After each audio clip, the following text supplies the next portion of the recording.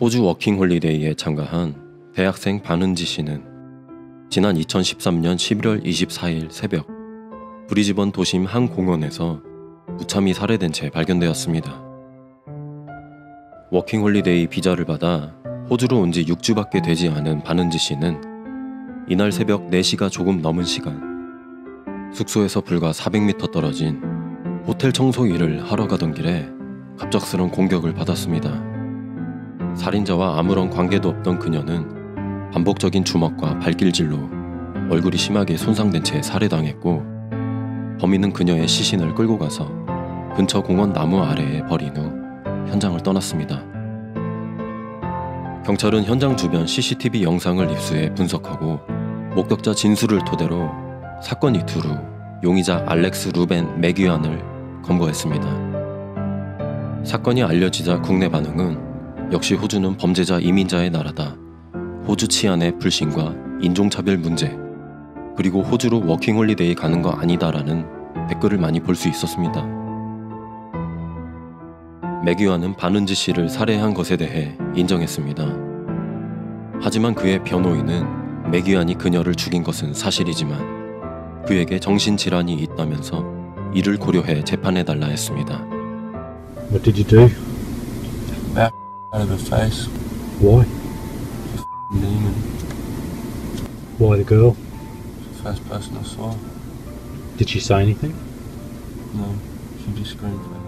이렇듯 자신의 머릿속에 악령이 들어있다며 그 악령이 살인을 한 것이라 주장했습니다.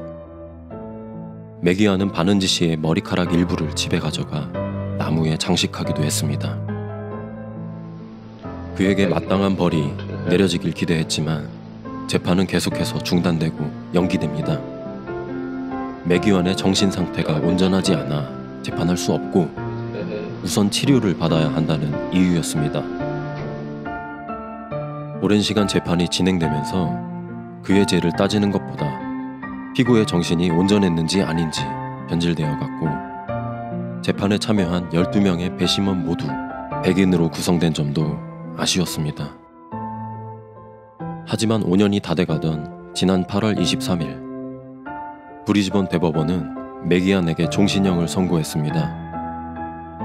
담당 판사는 맥귀안이 가학적이고 폭력적 성향이 있는 사람으로 자신이 한 일이 잘못된 일이라는 것을 충분히 인지하고 있었다며 살해 후 정신상태와 질환이 악화될 수는 있으나 그 자체가 끔찍한 범죄를 저지른 이유가 될 수 없다면서 이는 잔인하고도 끔찍한 범죄라고 했습니다.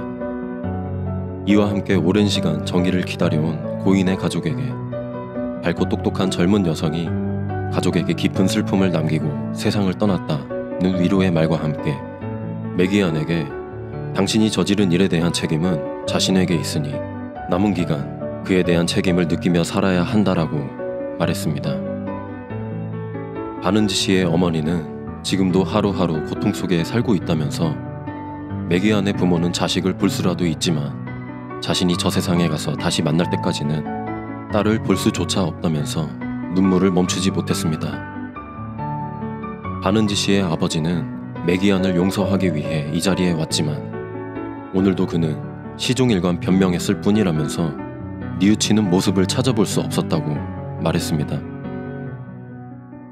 맥귀안에게 종신형이 선고됐지만 20년 후 가석방 기회가 주어졌기 때문에 이 악마 같은 놈이 감옥에서 바른 생활 교화된 척하며 다시 사회로 나온다면 그간 구속된 기간을 포함해 계산하면 2033년 풀려날 가능성도 있습니다.